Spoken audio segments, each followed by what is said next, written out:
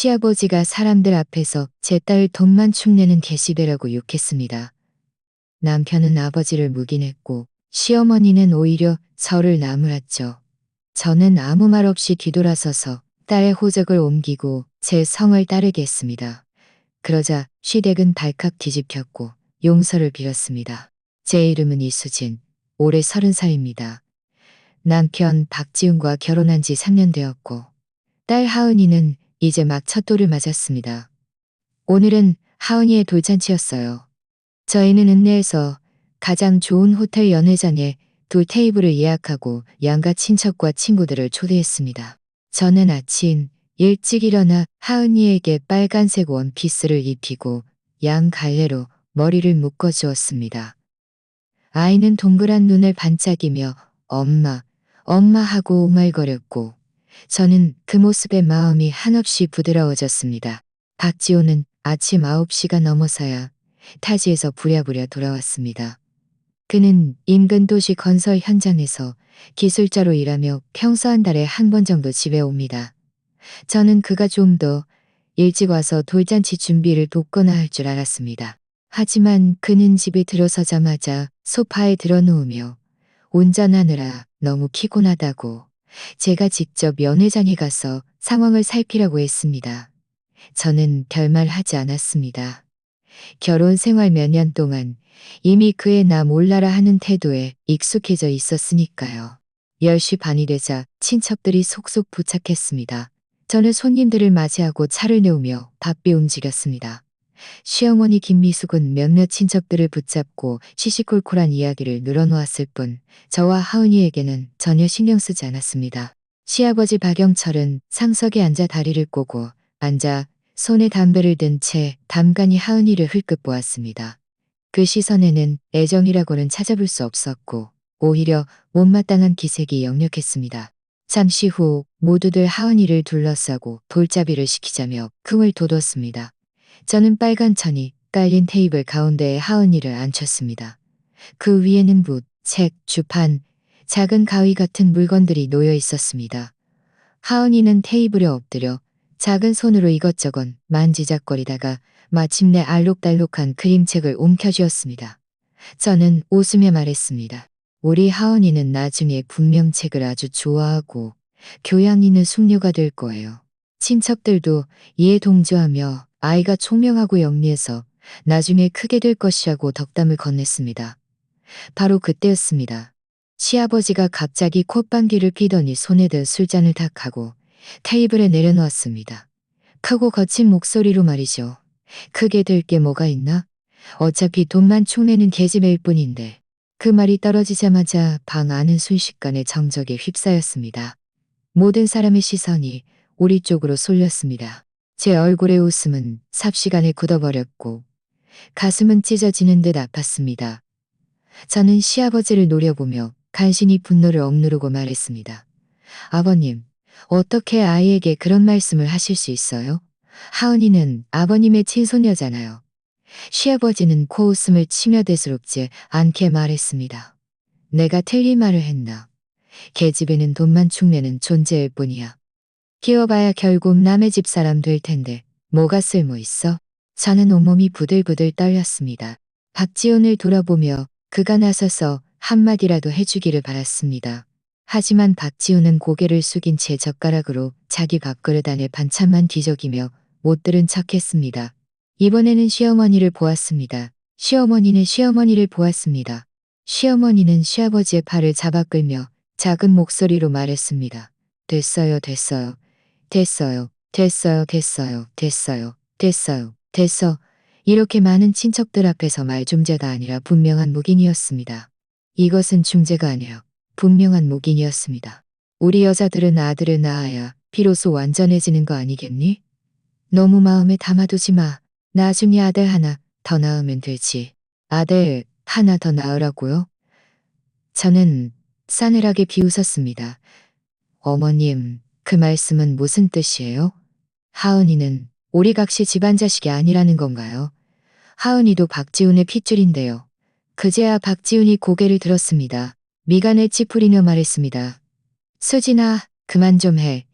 아버님도 그냥 무심코 하신 말씀인데 네가 왜 이렇게 정색을 해? 오늘은 하은이 돌잔치인데 분위기 망치지 마. 저는 박지훈을 보며 마음속이 얼어붙는 듯 했습니다. 그가 제 딸을 돈만 축내는 계집애라고 욕했는데 그게 무심코 한 말이라고요?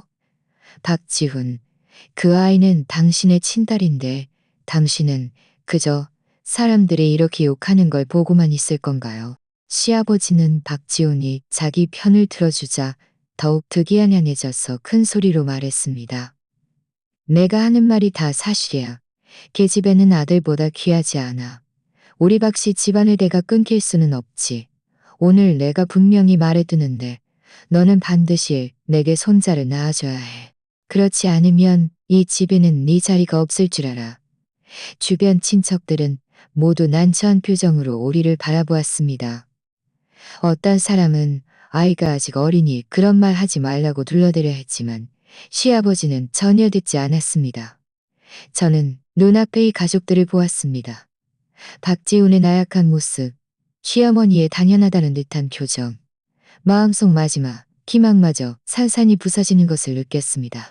저는 하은이를 안고 간신히 눈물을 참으며 그들에게 말했습니다. 이 집 더는 못 있겠어요. 말을 마치고 저는 연회장 밖으로 발길을 돌렸습니다. 하은이도 제 감정을 느꼈는지 제 목을 꼭 끌어안고 끄끄 울기 시작했습니다. 저는 하은이를 달래면서 호텔 밖으로 성큼성큼 걸어 나갔습니다.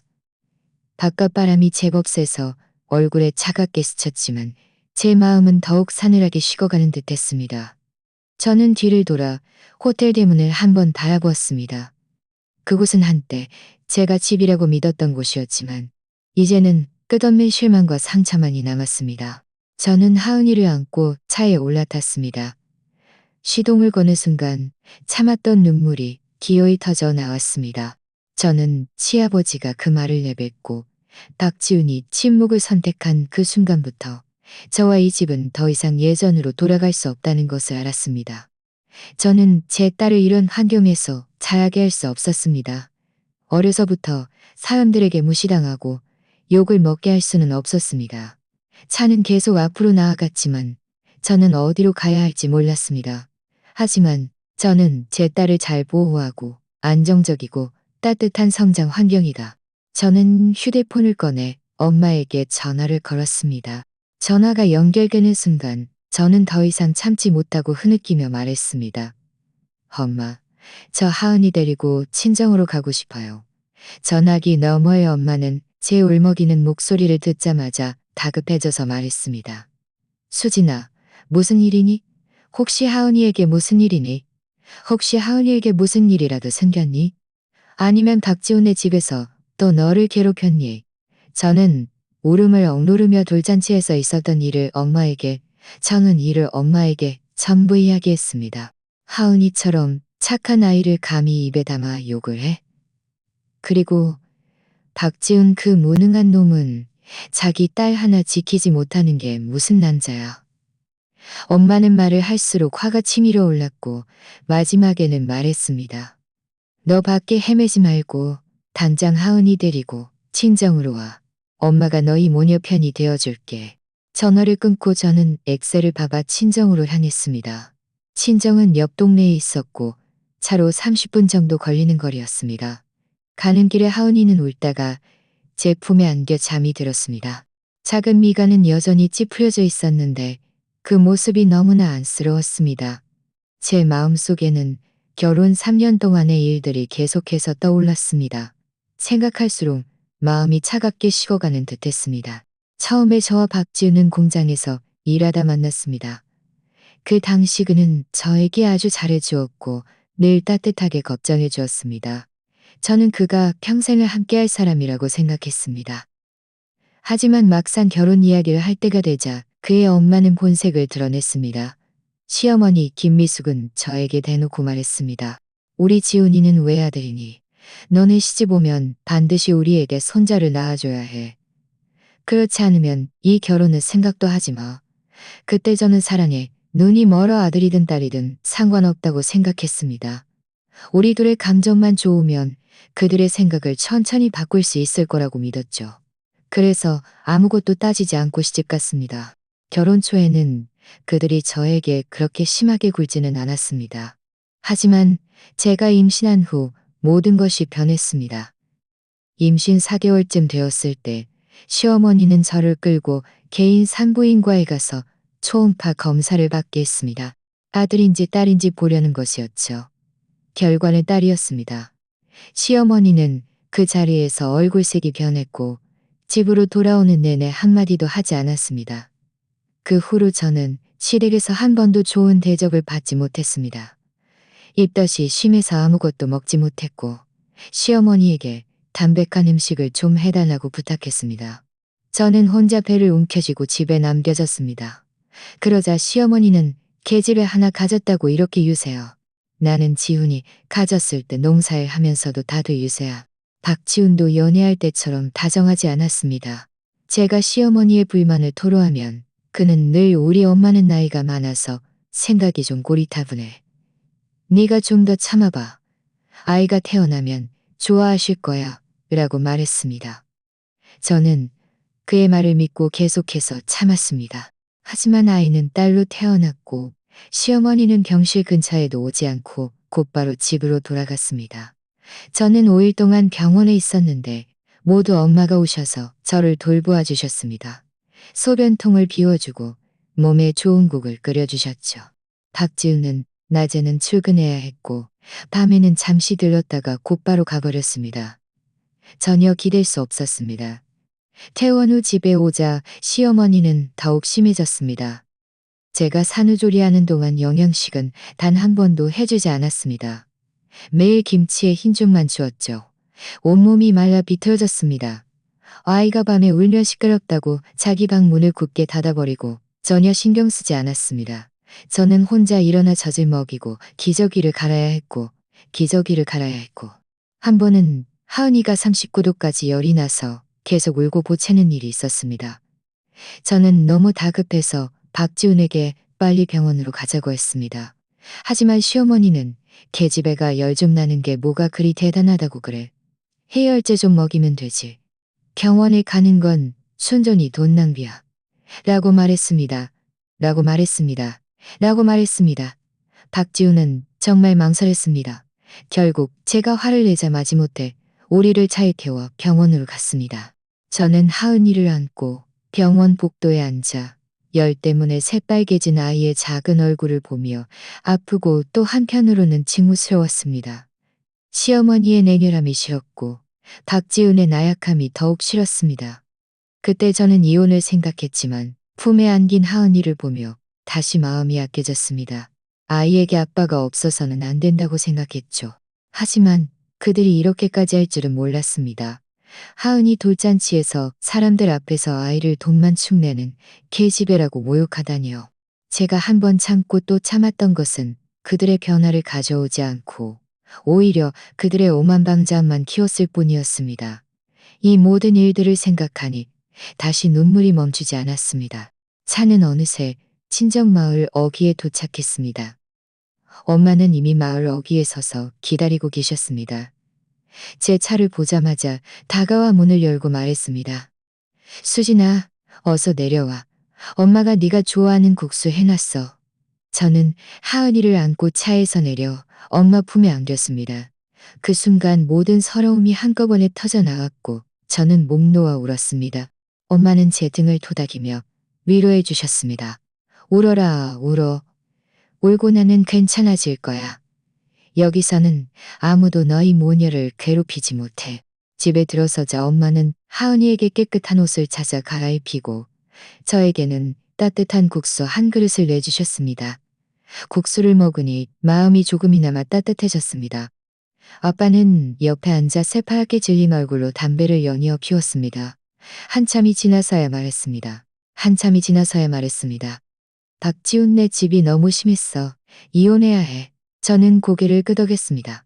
이미 마음을 정한 상태였습니다. 더 이상 저를 희생할 수도 하은이를 희생시킬 수도 없었습니다. 이 남아선호 사상이 팽배한 가정에서는 단 하루도 더 버틸 수 없었습니다. 바로 그때 제 휴대폰이 울렸습니다. 박지훈에게서 걸려온 전화였습니다. 저는 휴대폰 화면에 뜬 이름을 보며 마음이 얼음장처럼 차가워졌고 곧바로 거절 버튼을 눌렀습니다. 그가 지금 전화하는 것은 분명 사과하기 위함이 아니라 제가 다시 돌아가 그들의 학대를 계속 감당해 주기를 바랄 것이라는 것을 알고 있었습니다. 하지만 저는 예전에 나약하고 불쌍한 이수진이 아니었습니다. 저는 저와 하은이를 위해 공정함을 되찾아야 했습니다. 박지훈의 전화를 끊고 저는 휴대폰을 무음으로 설정한 뒤 소파에 기대 앉았습니다. 머릿속이 복잡했습니다. 엄마는 설거지를 마치고 제 옆에 와 앉으며 말했습니다. 수진아, 방금 말한 건 화가 나서 그런 거겠지만 박지훈네 집이 이 지경인데 너는 정말 다시 돌아가면 안 돼. 저는 고개를 끄덕였습니다. 품 안에서 곤히 잠든 하은이의 작은 얼굴에는 여전히 눈물 자국이 남아 있었습니다. 마음이 칼로 베는 듯 아팠습니다. 이렇게 그냥 넘어갈 수는 없어. 그들이 저지른 일에 대한 대가를 치르게 해야 해. 하지만 도대체 어떻게 해야 할까요? 이혼은 당연하지만 이혼만으로는 부족했습니다. 저는 하은이를 이 남아선호 사상으로 가득 찬 가정에서 완전히 벗어나게 해서 나중에 당당하게 살아가게 해야 했습니다. 갑자기 한 가지 생각이 제 머릿속을 스쳤습니다. 호적을 옮기고 하은이의 성을 제 성인 이씨로 바꾸자. 이 생각이 떠오르자 저 자신도 깜짝 놀랐습니다. 우리 동네에서는 아이가 태어나면 기본적으로 아버지의 성을 따르고 호적도 남편 집안에 두는 것이 보통이었습니다. 어머니의 성을 따르는 경우는 거의 없었죠. 하지만 시아버지가 하은이를 돈만 축내는 계집애라고 욕했던 것, 박지훈의 나약함, 시어머니의 냉담함을 생각하니 이 결정이 옳다고 느껴졌습니다. 저는 고개를 들어 엄마를 바라보며 조심스럽게 말했습니다. 엄마, 저 하은이의 호적을 옮겨서 제 성인 이씨로 바꾸고 싶은데 엄마는 잠시 멍하니 있다가 이내 고개를 세차게 끄덕였습니다. 박지훈님, 집이 하은이를 귀하게 여기지 않으면 우리가 직접 소중히 여기면 돼. 아빠도 손에 든 담배를 내려놓으며 말했습니다. 그 생각 좋군. 그 박씨 집안의 대를 끊어버리고 우리 하은이가 그들 없이도 훌륭하게 잘할 수 있다는 걸 보여줘. 오히려 그 집안에 어떤 아이보다도 잘 될 거야. 부모님의 지지를 받으니 제 마음은 더욱 굳건해졌습니다. 하지만 호적을 옮기고 성을 바꾸는 것은 쉬운 일이 아니었습니다. 먼저 구체적인 절차를 알아봐야 했습니다. 저는 고등학교 동창 김유리가 떠올랐습니다. 그녀는 지금 군청 소재지에서 변호사로 일하며 주로 이혼이나 가정 문제를 다루는 변호사였으니 이런 일에 대해 잘 알 것입니다. 저는 휴대폰을 들고 김유리에게 카톡을 보냈습니다. 제 상황을 간략하게 설명하고 호적을 옮기고 성을 바꾸는데 필요한 조건과 절차를 물어보았습니다. 얼마 지나지 않아 김유리에게 답장이 왔습니다. 내일 오전에 자신의 법률사무소로 찾아오면 직접 자세히 이야기해 주겠다고 했습니다. 그날 밤 저는 뒤척이며 잠을 이루지 못했습니다. 머릿속은 온통 호적 문제로 가득했습니다. 박지훈네의 집이 방해할까봐 걱정되었고 절차가 너무 복잡해서 처리하지 못할까봐도 걱정되었습니다. 그리고 나중에 하은이가 자라서 아빠에 대해 물으면 어쩌나 하는 염려도 있었습니다.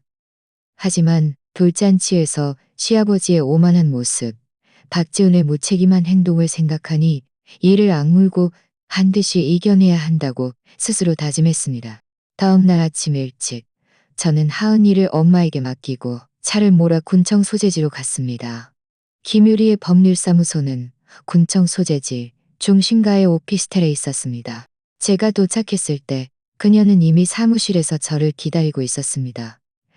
몇 마디 인사를 나눈 후 저는 김유리에게 결혼 3년 동안 시댁에서 당했던 온갖 잣대와 돌잔치에서 있었던 일 등 모든 전말을 자세히 이야기했습니다.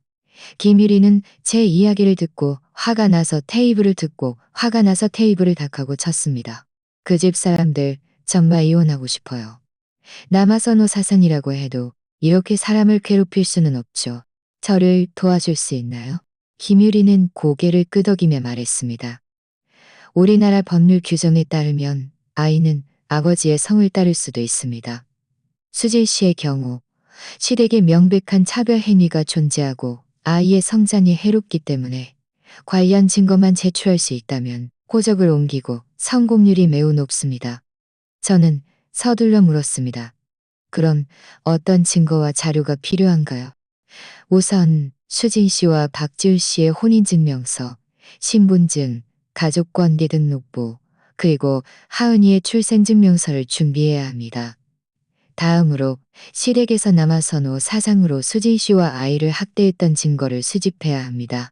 예를 들어 녹음, 영상, 증인 진술 등 모두 가능합니다.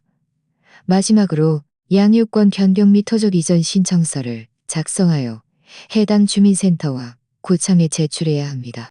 저는 김유리의 말을 들으며 중요한 내용을 휴대폰 메모장에 모두 기록했습니다. 김유리는 덧붙여 설명했습니다.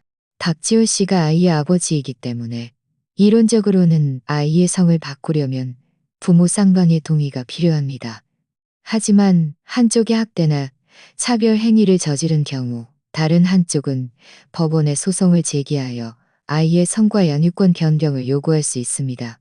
수진 씨의 현재 상황은 증거만 충분하다면 법원에서 분명히 지지해 줄 것입니다. 김유리의 말을 듣자 제 마음속이 훨씬 편안해졌습니다. 저는 그녀의 손을 잡고 말했습니다. 유리야, 정말 고마워.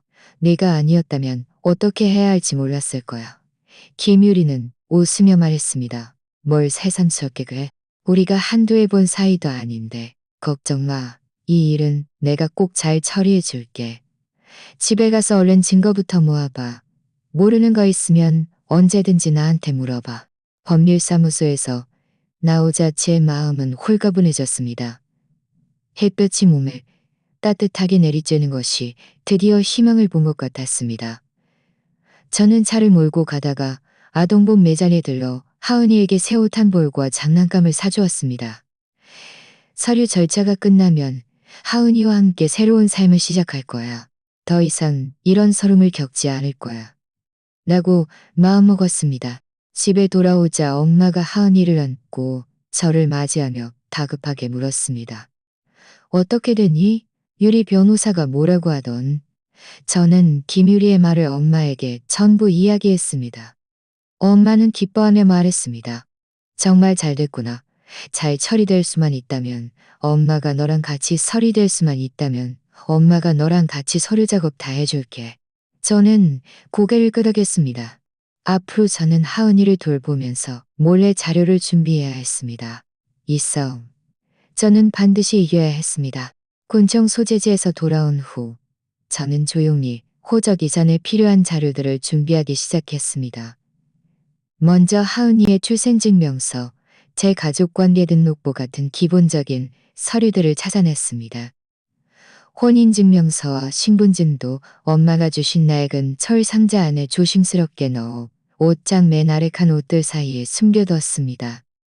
박지은의 사람들이 발견할까봐 노심초사했습니다.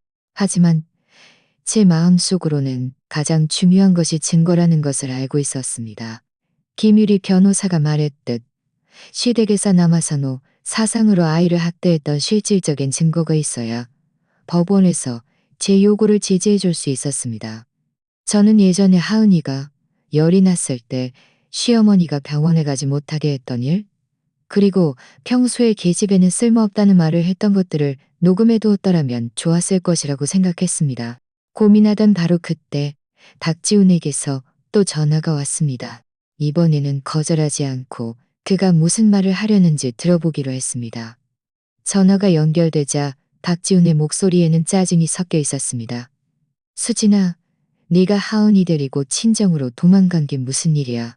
아버님이 화병 나셨잖아. 당장 아이 데리고 돌아와서 잘못했다고 빌어. 저는 싸늘하게 비웃습니다.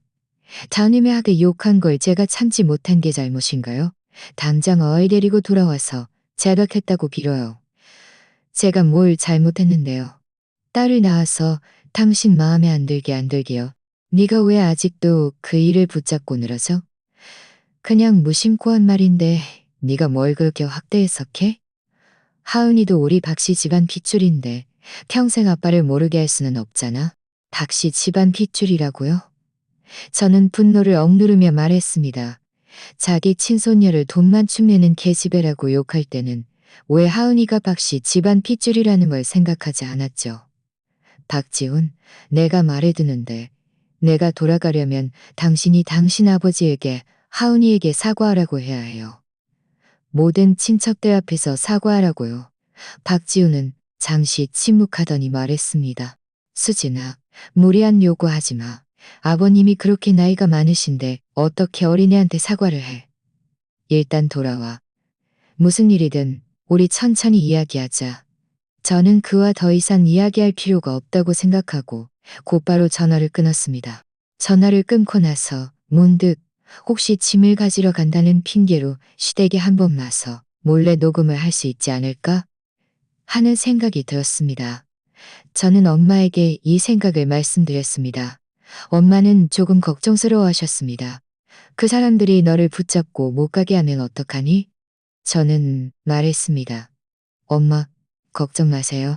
하은이 옷 몇 벌만 가지러 간다고 하고 가져오면 바로 나올 거예요. 그 사람들이랑 길게 얽히지 않을 거예요. 정 안 되면 엄마한테 전화할게요.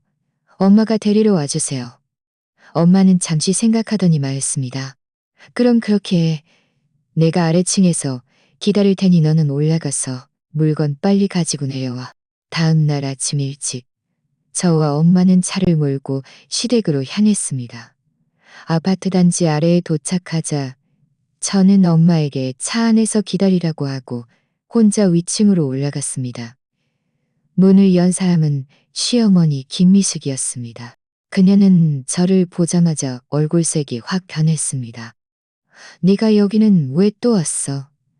날개 달린 줄 알고 돈만 축내는 계집애 데리고 도망간 거 아니었니?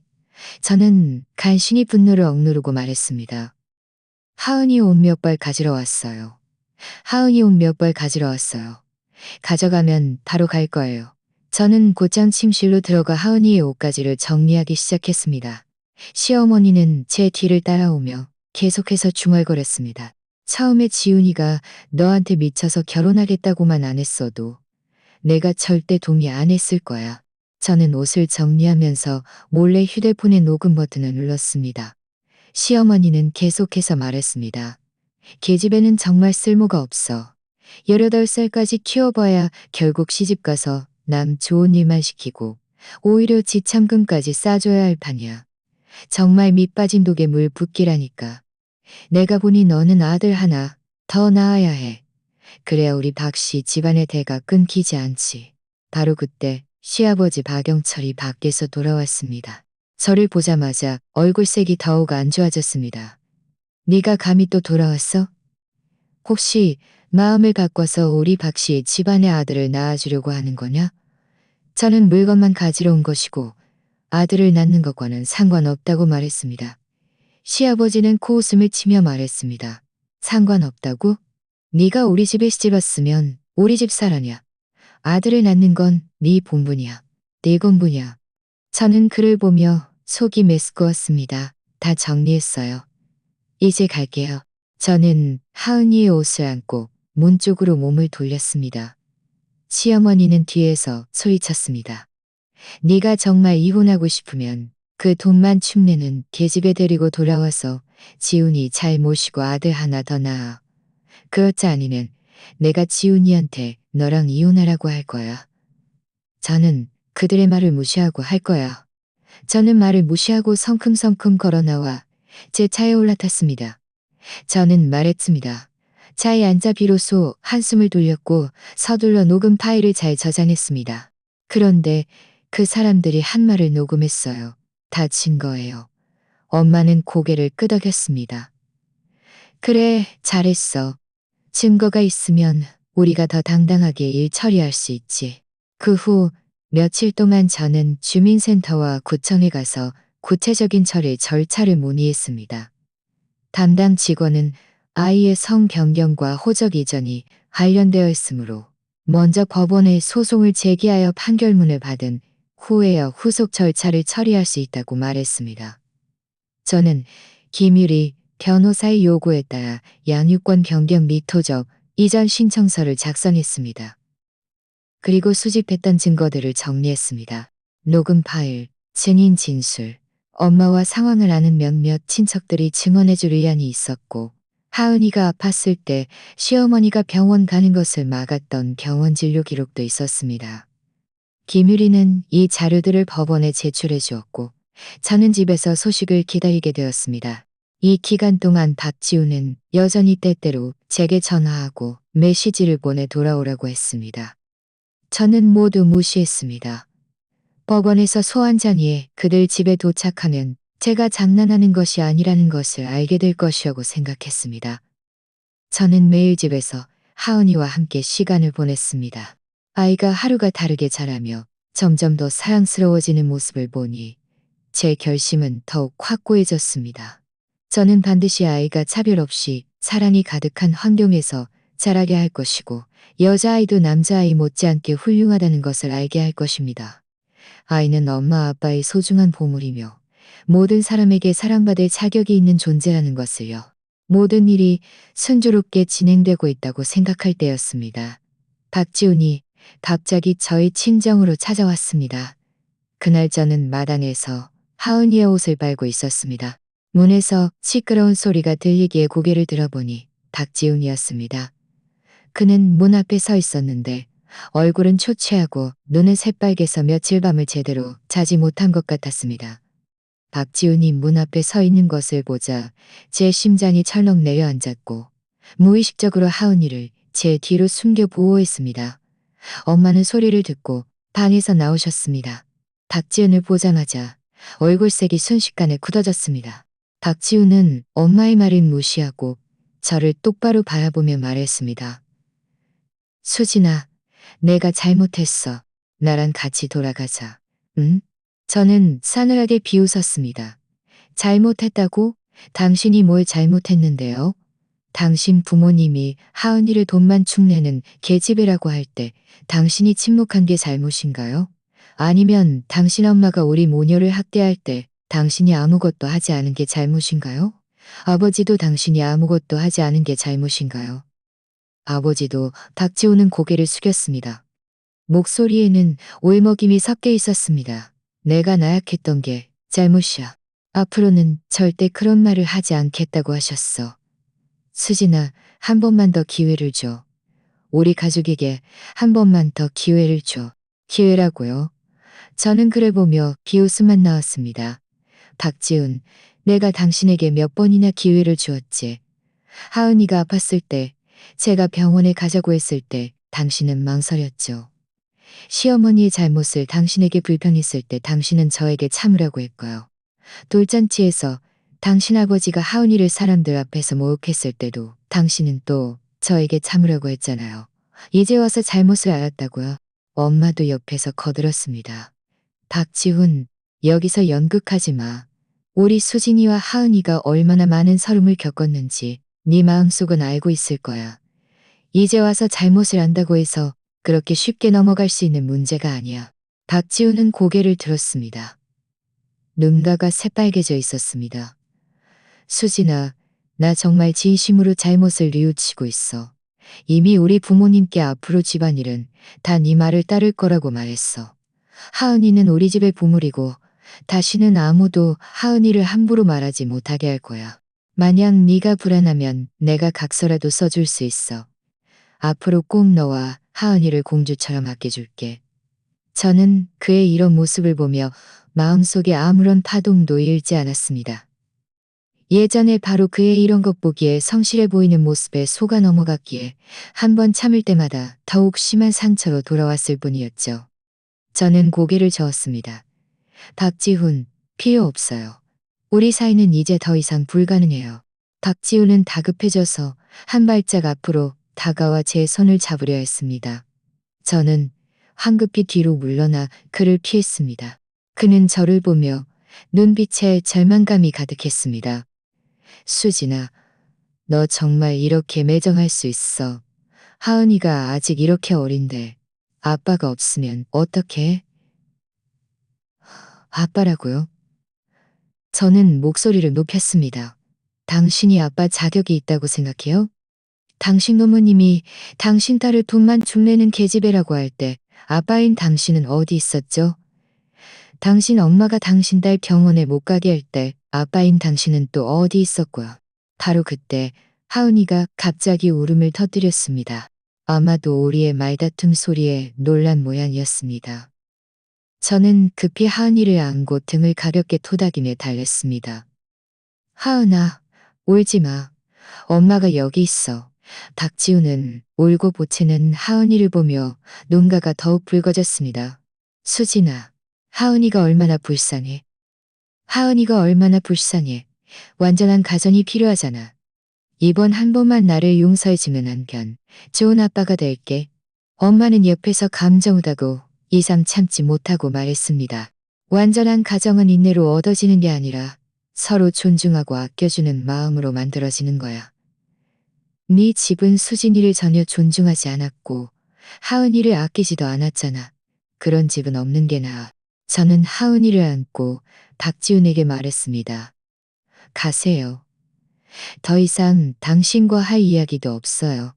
앞으로 우리 각자의 길을 가요. 하은이는 제가 알아서 잘 키울 테니 당신을 신경 쓰지 마세요. 박지훈은 뭔가 더 말하려 했지만 저는 그대로 몸을 돌려 집 안으로 들어가 문을 닫았습니다. 문 밖에서 그가 계속 문을 두드리며 제 이름을 부르는 소리가 들렸지만 저는 조금도 흔들리지 않았습니다. 한 번이라도 마음이 약해지면 저와 하은이는 다시 끝없는 고통 속에 빠질 것이라는 것을 알고 있었기 때문입니다. 대략 30분 정도 지났을까요? 문 밖에 노크 소리가 멈췄습니다. 엄마가 창가로 가서 밖을 보시더니 말했습니다. 그가 갔어. 저는 안도의 한숨을 내쉬며 하은이를 안고 소파에 앉았습니다. 마음속은 오만 가지 감정으로 뒤섞였습니다. 박지훈을 거절했지만 이것은 시작에 불과하다는 것을 알고 있었습니다. 그들 가족은 분명 이대로 넘어가지 않을 것이었습니다. 아니나 다를까 며칠 지나지 않아 저는 법원으로부터 소환장을 받았습니다. 박지훈의 집이 제가 아이를 부당하게 데려갔다며 저를 고소한 것이었습니다. 하은이를 돌려보내라고 요구하고 아이의 성과 호적 변경에 동의하지 않는다는 내용이었습니다. 김유리 변호사는 저에게 분석해 주었습니다. 그들이 일부러 시간을 끌어서 수질 씨가 포기하게 만들려는 겁니다.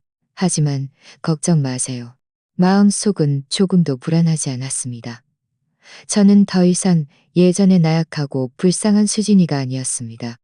하은이를 위해서라면 무엇도 두렵지 않았습니다. 재판 당일 저와 김유리는 함께 법원으로 갔습니다. 박지훈과 그의 부모님도 와 있었습니다. 시아버지 박영철은 분노에 찬 얼굴이었고 시어머니 김미숙은 울먹이며 마치 엄청난 서름을 당한 것처럼 보였습니다. 재판이 시작되자 김유리는 먼저 저의 요구 사항을 진술한 후 제가 수집한 증거들을 제출했습니다. 녹음 파일, 증인 진술, 그리고 병원 진료 기록 등이었습니다. 법정에서 시어머니와 시아버지가 하은이를 모욕하고 우리 모녀를 학대했던 녹음 파일이 재생되자 박지훈네 집안 사람들의 얼굴은 파랗게 질렸습니다. 시아버지 박영철은 참지 못하고 자리에서 일어나 말했습니다. 판사님, 이 녹음은 저 여자가 고의로 녹음한 겁니다. 조작된 거예요. 우리는 절대 그런 말을 한 적이 없습니다. 김유리는 침착하게 말했습니다.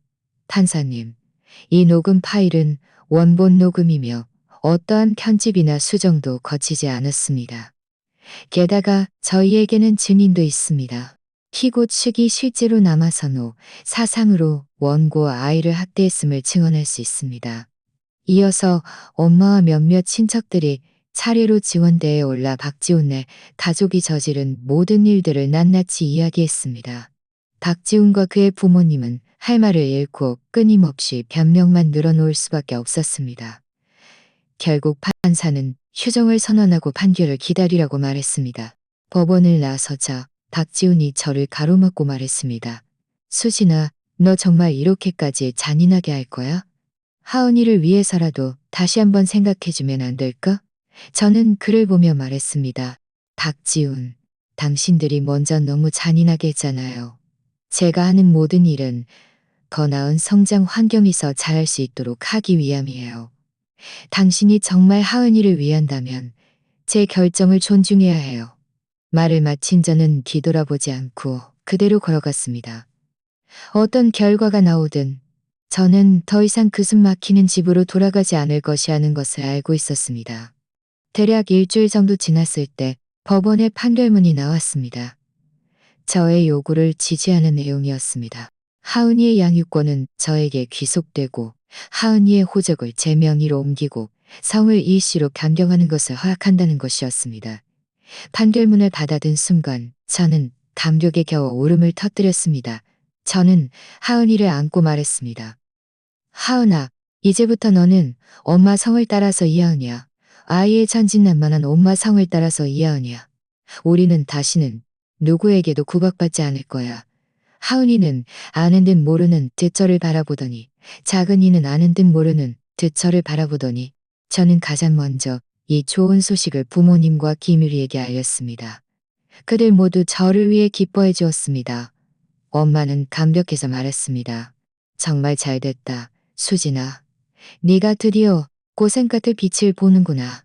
이어서 저는 판결문을 들고 주민센터와 구청에 가서 호점에 가서 호적 이전 미 센터와 구청에 가서 호적 이전 및 성변경 절차를 했습니다. 담당 직원이 새로운 가족관계 등록부를 제게 건네주었을 때, 그 위에 이하은이라는 색에 건네주었을 때, 앞으로 갈 길은 멀지만 저는 하은이에게 행복하고 즐거운 어린 시절을 선물할 수 있을 것이라고 확신했습니다. 하지만 저는 박지훈네 가족이 판결을 알고 나서 더욱 기가 막힌 일을 저지를 줄은 예상하지 못했습니다. 새로운 가족관계 등록부를 받은 그날, 저는 일부러 하은이를 데리고 사진관에 가서 함께 사진을 찍었습니다. 사진 속 하은이는 눈웃음을 지으며 활짝 웃고 있었고, 저도 오랜만에 편안한 미소를 지었습니다. 저는 사진을 인화해서 엄마 집 거실 벽에 붙였습니다. 그것을 볼 때마다 마음이 환해지는 것 같았습니다. 하지만 이 평화는 이틀도 채가지 못했습니다. 박지훈이 미친 듯이 화해를 시도하기 시작한 것입니다. 그는 더 이상 이전의 죄책감을 느끼던 모습이 아니었고 오히려 유난히 끈질겨졌습니다. 매일 아침 7시부터 저희 친정집 아래층에서 기다리며 아침 식사를 들고 와 저와 하은이에게 아침 식사를 들고 와 아침 식사를 들고 와 저와 하은이에게 아침 식사를 주어 저와 하은이에게 아침밥을 주겠다고 했습니다. 엄마는 화가 나서 아침 식사를 그대로 문 밖에 던져버리며 말했습니다. 수진아, 네가 아직 화가 난 건 알아. 나는 기다릴 수 있어. 네 화가 풀릴 때까지 기다릴게. 저는 커튼 뒤에 숨어 그를 보았지만 마음속에는 아무런 감동도 없었고 오직 자증만 났습니다. 만약 그가 예전의 10분의 1이라도 지금처럼 끈질겼더라면 저와 하은이는 여기까지 오지 않았을 것입니다. 그는 아래층에서 저를 기다렸을 뿐만 아니라 끊임없이 카톡 메시지를 보내고 전화를 걸었습니다.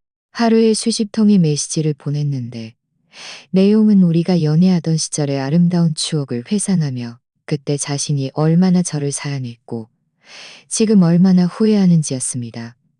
한 메시지에는 이렇게 쓰여 있었습니다. 수진아, 우리가 처음 만났을 때 내가 공장 숙소에서 너에게 국수를 끓여줬던 거 기억나. 한 번만 더 기회를 줘. 내가 너와 하은이를 공주처럼 아껴줄게. 이 메시지들을 보니 저는 그저 비웃음만 나왔습니다. 그 모든 아름다움이라는 것들은 이미 그가 결혼 후 보인 나약함과 학대로 인해 큰 적도 없이 사라진 지 오래였습니다. 저는 그의 카톡을 차단하고 전화도 수신 차단 목록에 추가했습니다. 하지만 그는 여전히 포기하지 않고 심지어 예전이 포기하지 않고 심장 동료들을 찾아가서 사정을 봐달라고 부탁했습니다.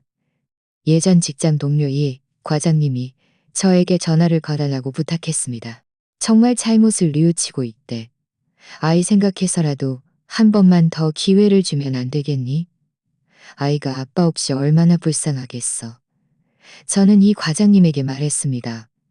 이 과장님, 걱정해 주셔서 감사하지만 저와 박지훈 씨 사이의 일은 사과 한마디로 해결될 문제가 아니에요. 그가 정말 아이를 위했다는 아이가 그렇게 많은 서름을 겪게 하지 않았을 거예요.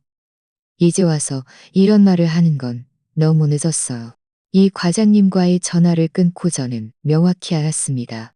박지훈이 이렇게 비굴하게 화해를 구하는 것은 저를 사랑해서도 하은이를 안쓰럽게 여겨서도 아니었습니다. 그래 가족의 하은이가 제 성을 따르고 호적을 옮겨가는 사실을 받아들일 수 없기 때문이었습니다. 그들의 눈에는 하은이가 박씨 집안의 핏줄인데 어떻게 남의 성을 따르고 박씨 집안의 호적에서 벗어날 수 있겠느냐는 것이었습니다. 아니나 다를까 며칠 지나지 않아 박지우는 다른 방식으로 접근했습니다. 그는 더 이상 비굴하게 화해를 구하지 않고 그의 친척 몇 명을 데리고 저희 친정으로 찾아왔습니다. 그들 중 선두에 선 사람은 그의 삼촌 박성진이었습니다. 박성진은 마을에서 어느 정도 위세가 있었고 평소에도 말에 무게가 있었습니다. 그들이 문에 들어서자마자 박성진은 소파에 앉아 다리를 꼬고 말했습니다. 이수진, 내가 오늘 온 건 너와 잘 이야기해 보려고 하는 거야. 하은이는 우리 박씨 집안의 핏줄인데 어떻게 네 성인이 씨를 따를 수 있니? 이 소문이 퍼지면 우리 박씨 집안의 체면이 뭐가 되겠어. 박성진 아저씨, 법원에서 이미 하은이의 양육권이 저에게 귀속되었고 제 성을 따르는 것도 합법적입니다. 처음에 당신들 집안이 하은이를 어떻게 대했는지 아저씨도 해요. 그들은 하은이의 할아버지, 할머니 자격도 없어요. 박성진의 얼굴색이 굳어졌습니다. 이수진, 네가 어떻게 그렇게 말해? 박영철은 하은이의 친할아버지이고 김미숙은 친할머니인데 자격이 없다는 게 말이 돼? 처음에 네 시아버지가 말이 좀 거칠었지만 그분도 박씨 집안의 대를 잇기 위해 생각했던 거지. 나쁜 마음은 없었어. 나쁜 마음이 없었다고요. 저는 싸늘하게 비웃었습니다. 사람들 앞에서 자기 친손녀를 돈만 축내는 계집애라고 욕하고 아이가 아플 때 병원에 가는 걸 막은 게 나쁜 마음이 없는 건가요? 박성진 아저씨, 당신들 집안의 도리는 정말 감당하기 어렵네요. 박지우는 옆에서 황급히 말했습니다. 수진아, 우리 삼총하지 않게 할게. 우리 아버지도 한때 정신이 흐려져서 그랬어. 하은이 호적을 다시 옮기고 닥시 성으로 바꿔주면 저는 고개를 저었습니다. 불가능해요. 이미 여러 번 말했지만 저와 하은이는 다시 당신들 집으로 돌아가지 않을 거예요. 하은이도 닥시 성으로 다시 바꾸지 않을 거고요. 그때 김미숙이 갑자기 울음을 터뜨렸습니다. 바닥에 앉아 허벅지를 치며 말했습니다. 내 팔자가 어쩌면 이렇게 기고할까? 이로막심한 이렇게 기고할까? 불효막심한 며느리를 얻어서 우리 박씨 집안의 뿌리를 다 뽑아가는구나. 내가 살아봐야 무슨 의미가 있어. 그녀가 울기 시작하자 함께 온 친척들도 울기 시작하자 함께 온 친척들도 나자 아이가 아빠 성을 따르는 건 당연한 일이야. 네가 이렇게 하면 나중에 하은이가 자라서 너를 원망할 거야. 저는 그들을 보며 속이 메스꺼웠습니다. 이 사람들은 한 번도 저와 하은이가 얼마나 많은 서름을 겪었는지 관심이 없었고 오직 박씨 집안의 체면과 대를 잇는 것만 생각했습니다. 저는 자리에서 일어나 말했습니다. 만약 아이의 성과 호적을 다시 바꾸라고 설득하러 오신 거라면 그냥 돌아가세요. 저는 동의하지 않을 거예요. 박성진은 제가 완강한 태도를 보이자 화가 나서 테이블을 탁 하고 쳤습니다. 예수진, 너 너무 건방지게 굴지 마. 우리 박씨 집안이 너에게 충분히 관대하게 됐어. 네가 계속 고집 부리면 가만두지 않을 거야. 저는 조금도 두려워하지 않고 그를 노려보며 말했습니다. 가만두지 않겠다고요? 당신들이 뭘 어떻게 하겠는데요? 저는 법원에 판결문이 있어요. 당신들이 함부로 행동하면 경찰에 신고할 거예요. 박지우는 황급히 박성진을 말렸습니다. 삼촌, 흥분하지 마세요. 좋게 이야기해요. 그리고는 저를 돌아보며 말했습니다. 수진아, 우리를 몰아붙이지 마. 우리도 어쩔 수 없어서 삼촌에게 부탁한 거야. 불쌍하다고 생각하고 우리 부모님을 불쌍하다고 생각하고 하은이의 호적을 다시 옮겨주면 안 될까?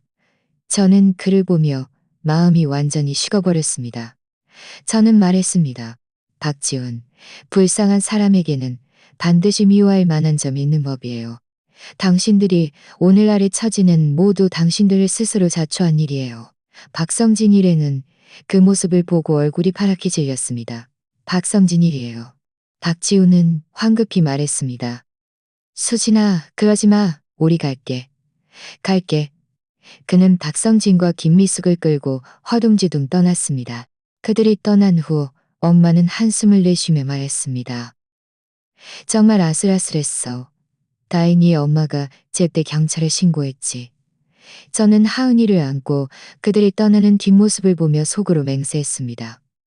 이번에는 반드시 그들에게 비참한 대가를 치르게 할 거야.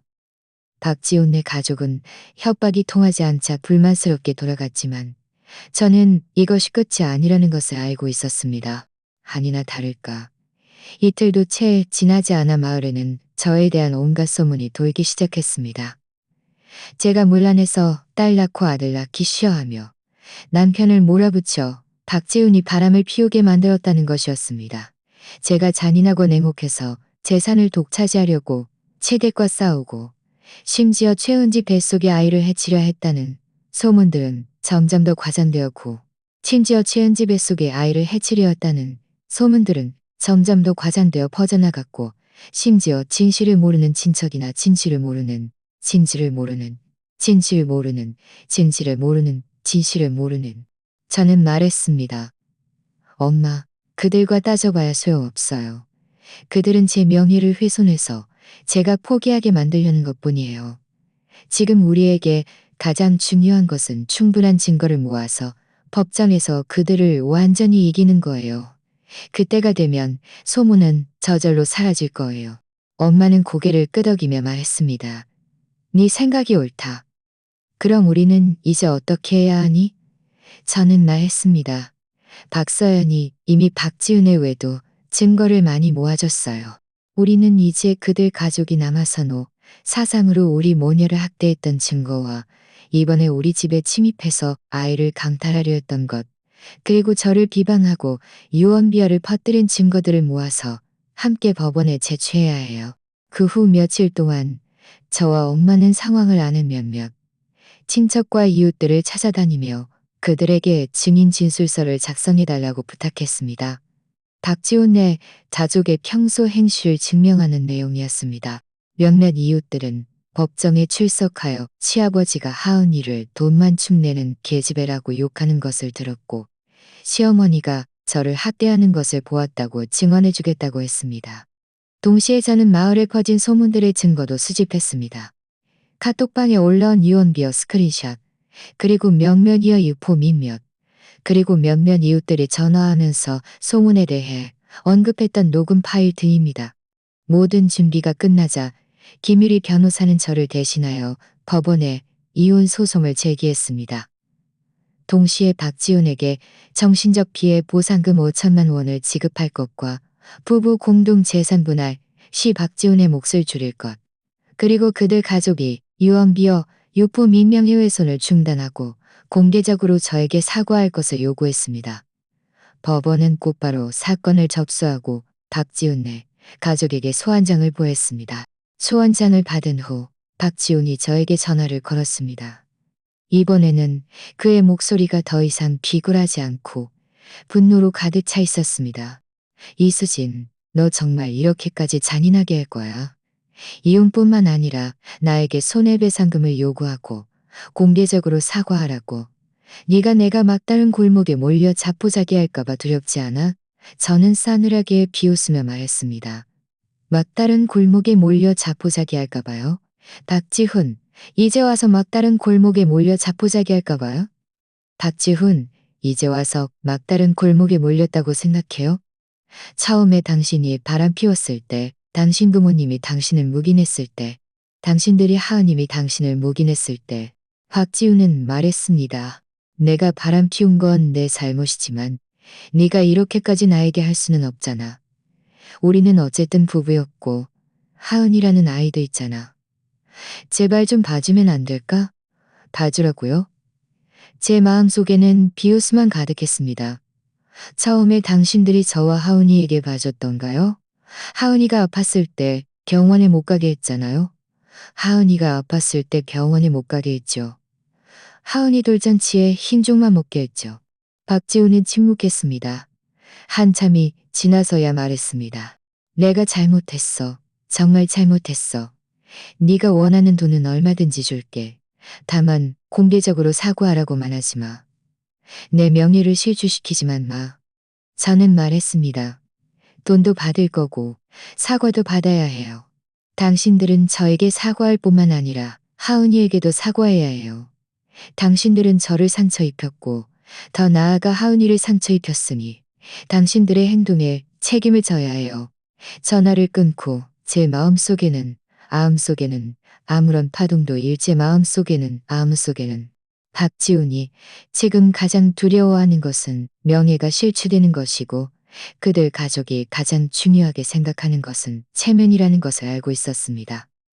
그리고 제가 해야 할 일은 그들의 위선적인 간윤을 벗겨 모든 사람에게 그들의 진짜 모습을 보여주는 것이었습니다.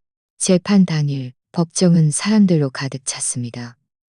양가 친척들과 구경꾼들도 있었습니다. 박지훈의 가족은 단정하게 옷을 입었고 김미숙은 일부러 빨간색 외투를 입어 자신이 당당하다는 것을 보여주려 했습니다. 재판이 시작되자 김일희는 먼저 저의 소송 청구를 진술한 후 우리가 수집한 증거들을 하나하나 제시했습니다. 박지훈의 외도 사진, 영상, 계좌 이체 기록, 박지훈 부모님이 하은이를 모욕하고 우리 모녀를 학대했던 녹음 파일, 그들이 우리 집에 침입하여 아이를 강탈하려 했던 영상, 그리고 저를 비방하고 유언비어를 퍼뜨린 증거들까지. 증거 하나하나가 제시될 때마다 박지훈네 가족의 얼굴은 김유리가 박지훈과 최은지가 함께 있는 친밀한 영상을 재생하자 박지훈은 고개를 더욱 숙였고 김미숙의 얼굴은 파랗게 질렸으며 최은지는 땅속으로라도 숨고 싶어하는 듯했습니다. 박지훈네 변호사가 변론할 차례가 되자 그는 박지훈의 외도는 제가 그의 요구를 만족시키지 못했기 때문이라고 변명했습니다. 그들 가족의 남아선호 사상은 오래된 전통이며 저와 아이를 고의로 학대한 것이 아니라고 주장했습니다. 유언비어 유포는 마을 사람들이 스스로 퍼뜨린 것이지 그들과는 상관없다고 말했습니다. 김유리는 즉시 반박했습니다. 피고 측의 변론은 아무런 근거도 없습니다. 첫째, 박지훈 씨의 외도는 그의 개인적인 행동이며 원고에게 책임을 전가할 수 없습니다. 둘째, 남아선호 사상은 여성과 아동을 학대하는 변론이 될 수 없습니다. 우리나라 법률은 여성과 아동이 동등한 권리를 누리며 누구도 차별해서는 안 된다고 명확히 규정하고 있습니다. 마지막으로 원고가 제출한 증거에 따르면 이 모든 유언비어는 이 모든 유언이 이어서 저의 증인 몇 명이 차례로 증언대에 올라 박지훈 내 가족이 저지른 모든 일들을 낱낱이 이야기했습니다. 마을 사람들은 그 말을 듣고 수군거리며 박지훈 내 가족을 손가락질했습니다. 박영철은 참지 못하고 자리에서 일어나 큰 소리로 말했습니다. 박영철은 참지 못하고 자리에서 일어나 큰 소리로 말했습니다. 모두 이수지입니다. 박영철은 모두 거짓말을 하고 있습니다. 검사는 법정을 두드리며 말했습니다. 피고 측은 조용히다. 피고 측은 법봉을 두드리며 말했습니다. 박지훈은 더 이상 소란을 피우면 자신에게 더 불리해질 것이라는 것을 알고 있었습니다. 결국 판사는 휴정을 선언하고 판결 선고일을 공지했습니다. 법정을 나서자 박지훈의 삼촌 박성진이 저를 가로막고 말했습니다. 이수진, 우리 사적으로 이야기합시다. 네가 원하는 돈은 얼마든지 줄 테니 소송을 취하하고 우리에게 책임을 묻지 마시오. 저는 말했습니다. 박성진 아저씨, 이제 와서 그런 말을 하는 건 너무 늦었어요. 제가 원하는 것은 돈이 아니라 공정함이에요. 당신들의 행동에 책임을 져야 해요. 박사은도 다가와 박성진에게 말했습니다. 삼촌, 이 일은 원래 박지훈 삼촌네가 잘못한 거예요. 수진 언니가 이렇게 하는 건 잘못된 게 아니에요. 삼촌들은 수진 언니에게 어떻게 배상할지나 잘 생각해 보세요. 박성진은 박서연을 노려보며 말했습니다. 그저 비참함만 느껴졌습니다. 여기는 네가 나설 자리가 아니니 저리 가. 박서연은 물러서지 않고 말했습니다. 당신들이 너무 심했어요. 그들은 아직도 자신들의 잘못이 아들을 낳지 못한 것이 아니라 타인을 존중하지 않고 저와 하은이를 가족으로 여기지 않았다는 것을 깨닫지 못하고 있었습니다. 대략 보름 정도 지났을 때 법원의 판결문이 나왔습니다. 판결 결과는 저와 박지훈의 이혼을 허락하고 하은이의 양육권은 저에게 귀속되며 박지훈은 하은이가 만 18세가 될 때까지 매월 양육비 2억만 원을 지급해야 한다는 것이었습니다. 부부 공동 재산 분할 시 저에게 70%, 박지훈에게 30%가 분할되었습니다. 박지훈은 저에게 정신적 피해 보상금 3천만 원을 지급하고 박지훈 및 그의 가족은 저에 대한 유언비어 유포 및 명예훼손을 중단하며 마을에서 공개적으로 저와 하은이에게 사과해야 한다는 내용이었습니다. 판결문을 받아든 순간 저는 감격에 겨워 울음을 터뜨렸습니다. 이것은 단순한 판결문이 아니라 저와 하은이의 권리가 성공적으로 지켜졌다는 증명이었습니다. 저는 드디어 저와 하은이를 위해 공정함을 되찾았습니다. 저는 가장 먼저 이 좋은 소식을 부모님과 박서연에게 알렸습니다. 그들 모두 저를 위해 기뻐해 주었습니다. 엄마는 말했습니다. 정말 잘 됐다. 수진아, 네가 드디어 그들에게서 완전히 벗어날 수 있게 되었구나. 박서연도 저에게 카톡 메시지를 보내 말했습니다. 수진 언니 축하해요. 언니 정말 대단해요. 제가 언니가 자랑스러워요. 이어서 박지훈네 가족은 판결문의 요구에 따라 마을 게시판에 사과문을 붙였고 마을 카톡방에도 사과 성명을 올렸습니다. 마을 사람들은 사과문을 보고 나서야 사건의 진상을 알게 되었습니다. 이전에 유언비어를 퍼뜨렸던 마을 사람들은 박지훈네 집이 정말 공개적으로 사과하는 것을 보고는 저에게 와서 위로하며 이전에는 자신들이 잘못된 소문을 믿었던 것이니 너무 마음에 담아두지 말라고 말했습니다. 저는 웃으며 말했습니다. 괜찮아요. 다 같은 동네 사람들인데 오해가 풀렸으면 됐어요. 박지훈은 판결문에 따라 3천만 원의 정신적 피해 보상금을 저에게 이체했고 매월 제때 양육비를 보내왔습니다. 그는 하은이를 더 자주 만나고 싶어 했지만 저는 동의하지 않았습니다. 한 달에 한 번 엄마가 동행하는 조건으로 만날 수 있도록 허락했고 만남 시간은 1시간을 넘지 않도록 했습니다.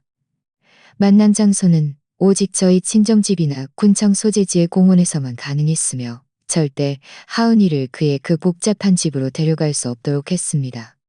박지훈은 내키지 않았지만 법원의 판결을 거역했습니다. 박지훈을 거역할 수는 없었기에 얌전히 따랐습니다. 매번 만날 때마다 그는 하은이를 보며 눈니를 보며 눈니를 보며 눈빛에 죄책감이 하은이를 보며 저는 이 모든 것이 그 스스로 자초한 일이라는 것을 알았습니다. 아이 성장기의 중요한 시기를 놓쳤으니 이제 와서 만회하려 해도 이미 늦은 것이었습니다. 이혼 문제를 해결한 후 저는 저와 하은이의 미래를 계획하기 시작했습니다. 저는 그 위자료와 분할받은 재산으로 군청 소재지 시내에 2억짜리 아파트 한 채를 샀습니다. 크지는 않았지만 저와 하은이가 살기에는 충분했습니다. 저는 또 군청 소재지에서 아동복 매장 점장으로 일자리를 찾았습니다. 하은이를 돌보면서도 안정적인 수입을 얻을 수 있었습니다. 엄마도 군청 소재지로 이사 오셔서 제가 하은이를 돌보는 것을 함께 도와주셨습니다. 매일 퇴근 후 집에 돌아와 하은이가 제 품에 안겨 엄마, 엄마 하고 부르는 것을 들으면 모든 고생이 같이 있다고 느껴졌습니다. 하은이는 점점 더 밝고 활발해졌습니다. 유치원에서 선생님과 친구들에게 인기가 많았고 선생님께 칭찬도 자주 받았습니다. 유치원에서 부모 참여 활동을 할 때마다 아빠와 엄마가 함께 참여해야 했습니다. 저는 혼자 가야 할 줄 알았는데 박서연이 일부러 휴가를 내고 와서 하은이의 임시고모가 되어 우리와 함께 활동에 참여하겠다고 했습니다. 활동 현장에서 박서연은 하은이와 함께 게임을 하고 그림을 그리며 우리 사진도 많이 찍어주었습니다. 하은이는 정말 신나게 웃었습니다. 하은이는 정말 신나게 웃었습니다. 활동이 끝난 후 박서연은 저에게 말했습니다. 활동이 끝난 후 박서연은 저에게 말했습니다. 수진 언니, 하은이가 얼마나 행복해하는지다. 박지훈네 가족 중에는 박서연만이 진심으로 저와 하은이에게 잘해주는 사람이었습니다. 하루하루가 지나면서 저와 하은이의 삶은 점점 더 행복해졌습니다. 반면 박지훈네 가족은 엉망진창이었습니다. 최은지는 아들을 낳았지만 김미숙은 그녀를 좋아하지 않았습니다. 그녀가 박지훈의 결혼 생활을 파괴한 상간녀라고 생각하며 끊임없이 괴롭혔습니다. 박지훈은 그들 사이에 끼어 이러지도 저러지도 못하며 매일 골머리를 앓았습니다. 더 골치 아픈 것은 최은지가 아이를 낳은 후 성격이 점점 더 난폭해져서 박지훈과 자주 싸우고 수시로 이혼을 요구하며 박지훈의 재산을 나누자고 했습니다. 박지훈은 이미 외도와 이혼 문제로 명성이 바닥을 쳤는데 이제는 최은지까지 소란을 피워 집안이 시끄러웠습니다. 직장에도 영향을 미쳐 건설 현장에서 강등당하고 월급도 많이 줄였습니다. 한 번은 군청 소재지의 마트에서 박지훈과 최은지 그리고 그들의 아들을 마주쳤습니다. 최은지는 아이를 안고 짜증 가득한 얼굴로 박지훈과 싸우고 있었습니다. 박지훈이 묻는 이서 자신을 고생시킨다고 말했습니다. 박지훈은 고개를 숙인 채 아무 말도 하지 않았고 많이 초췌해보였습니다. 그들의 아들은 계속 울고 보챘고 김미숙은 옆에서 최은지가 아이를 제대로 키우지 못한다고 욕하고 있었습니다. 저는 하은이를 안고 그대를 못 본 척하며 그냥 지나쳤습니다. 하은이가 호기심 가득한 눈으로 저에게 물었습니다. 엄마, 저 아저씨는 누구예요? 하은이는 즉시 기뻐하며 손뼉을 치며 말했습니다. 좋아요. 마트에서 나와 엄마는 저에게 말했습니다. 저 집안 꼴 좀 봐. 정말 자업자득이야. 저는 말했습니다. 네, 엄마. 길은 그들 스스로 선택한 것이고 결과도 그들이 스스로 감당해야죠. 얼마 후 박서연이 저에게 전화해서 박지훈과 최은지가 이혼했다고 말해주었습니다. 최은지는 아들을 데리고 가면서 박지훈 재산의 절반을 가져갔다고 합니다. 박지훈은 이제 혼자 남았고 직장도 잃어 마을에서 임시직을 전전하며 힘든 생활을 하고 있다고 했습니다. 김미숙은 이 일로 화병이 나서 입원했고 병원비도 적지 않게 들어 집안의 경제 상황은 점점 더 나빠졌다고 합니다. 박서연은 또 박영철이 지금 엄청나게 후회하고 있다며 마을에서 자주 저와 하은이에게 그렇게 대하지 말았어야 했다고 중얼거린다고 했습니다. 만약 하은이가 아직 박씨 집안에 있었다면 그들 집안이 지금처럼 되지 않았을 것이라고 말이죠. 하지만 후회한들 무슨 소용이 있을까요? 세상에 후회 약은 없습니다. 저는 이 모든 이야기를 듣고도 마음속에 아무런 파동도 일지 않았습니다. 그들이 잘 살든 못 살든 이제 저와는 아무 상관없는 일이었습니다. 저는 지금 오직 하은이를 잘 돌보고 아이가 건강하고 행복하게 자랄 수 있도록 하는 것만을 원했습니다. 어느덧 하은이는 초등학교에 입학했습니다. 아이는 똑똑하고 사려 깊으며 학업 성적도 늘 상위권에 있었습니다. 학교의 다양한 활동에도 자주 참여하여 많은 상장을 받아왔습니다. 매번 학부모 총회 때마다 선생님은 하은이가 훌륭한 아이라고 칭찬해 주셨습니다. 저는 아래에 앉아 하은이의 자신감 넘치는 모습을 보며 마음속에 자부심이 가득했습니다. 한 번은 하은이가 방과 후 집에 와서 저에게 물었습니다. 엄마, 다른 친구들은 다 아빠가 있는데 저는 왜 아빠가 없어요? 저는 아이를 안고 부드럽게 말했습니다. 하은아, 너는 엄마도 있고 외할머니도 있고 외할머니도 있고 고모도 있어. 우리는 모두 너를 아주 많이 사랑해. 아빠는 그저 어떤 이유 때문에 네 곁에 있을 수 없을 뿐이야. 하지만 아빠도 너를 아주 많이 사랑한단다. 하은이는 아는 듯 고개를 아주 많이 사랑한단다. 하은이는 아는 듯 고개를 아주 많이 사랑한단다. 딸의 말을 듣고 저는 참았던 눈물을 터뜨렸습니다. 그동안의 고생과 서러움이 이 순간 모두 사라지는 듯 했습니다. 저는 하은이에게 완전한 가정을 줄 수는 없지만 저의 모든 사랑으로 아이에게 부족한 부성애를 채워줄 것입니다. 저는 열심히 일해서 아이에게 최고의 삶을 제공하고 자신감 있고 착하며 용감한 아이로 키울 것입니다. 지금의 저는 더 이상 예전에 나약하고 불쌍한 수진이가 아닙니다. 많은 일을 겪으면서 저는 강하고 독립적이며 용감해졌습니다. 저는 여자는 누구에게도 의지하기보다 스스로에게 의지해야 한다는 것을 알고 있습니다. 자신이 충분히 강하다면 자신과 가족을 보호할 수 있고 자신이 원하는 삶을 살 수 있다는 것을요.